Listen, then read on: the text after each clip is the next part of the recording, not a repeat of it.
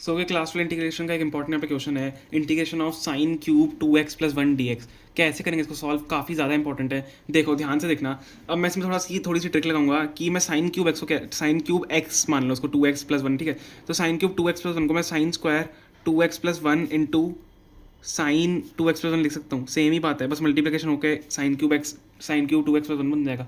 मैंने इसको क्यों लिखा है ऐसा, अब देखो मैं साइन स्क्वायर एक्स को क्या लिख सकता हूँ, 1 - cos स्क्वायर एक्स।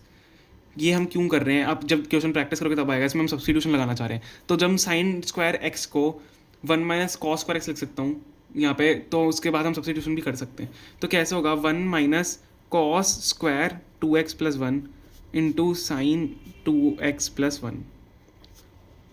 अब मैंने क्यों किया, मैं यहाँ पे क्या करूँगा, ये जो cos 2x + 1 है, यहाँ से cos ले लो, cos स्क्वायर को छोड़ दो, cos 2x + 1 को t के बराबर पुट कर दो।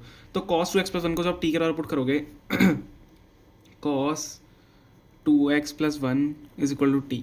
लेट कर लेते हैं, let cos 2x + 1 is equal to T. तो cos 2x + 1 का डिफ्रेंशिएशन क्या होता है, डिफ्रेंशिएशन करते हैं, ठीक है, माइनस साइन 2x + 1 माइनस माता है, और साथ ही में इसका भी डिफ्रेंशिएशन होता है चेन रूल के हिसाब से, तो ये 2 बचेगा, तो -2 साइन 2x + 1 बचेगा, ठीक है, ध्यान रखना, -2 साइन 2x + 1 बचेगा यहाँ पे। अब हमें क्या निकालना है, और dx भी यहाँ पे, dx is equal to dt, ठीक है। अब हमें क्या आया, देखो हमें पता है ऊपर साइन 2x + 1 dx है, साइन 2x + 1 dx है, तो ये 2 को नीचे भेज दो, तो sine 2x + 1 dx is equal to -1/2 dt, ठीक है। मैंने -2 को नीचे भेज दिया, तो ये हमारा सेम यहाँ पे टर्म आ गई, सेम टर्म देखो यहाँ क्वेश्चन के अंदर यहाँ पे आ गई, ठीक है, ये सेम टर्म यहाँ पे आ गई। तो इसको क्या करो, इस यहाँ पे पुट कर दो, -1/2 dt, और बाकी हमने 1 - cos स्क्वायर एक्स यहाँ पे टी तो लिया हुई है, cos 2x + 1, तो क्या हो जाएगा, इंटीग्रेशन ऑफ 1 - t स्क्वायर और dt, -1/2 भी है, तो -1/2 को बाहर रखो, ठीक है, -1/2 को बाहर रखो क्योंकि ये कांस्टेंट है।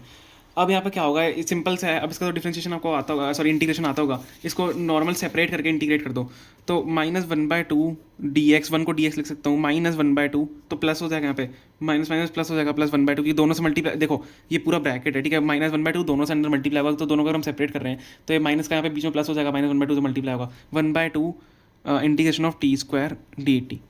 मैंने यहाँ पे डी एक्स लिख दिया है, ये डी टी होगा क्योंकि हम टी के टर्म्स में भी कर रहे हैं। तो यहाँ पे क्या बचेगा, -1/2 डी टी का क्या होता है, टी बचेगा, ठीक है, -1/2 टी प्लस 1/2।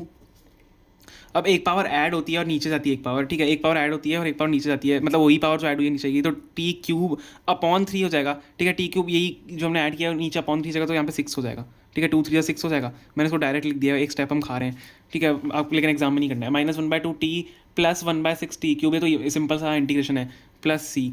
अब क्या करो, टी क्यू की जगह वापस से वही डाल दो जो हमने ऊपर लेट किया था, लेट किया गया था cos 2x + 1 लेट किया था, इसको वापस से अंदर डाल दो, तो क्या बचेगा, -1/2 cos 2x + 1 प्लस 1/6 cos, अब cos ये है cos क्यूब हो जाएगा, सॉरी cos क्यूब 2x + 1, ठीक है, 1/6 cos क्यूब 2x + 1 प्लस सी।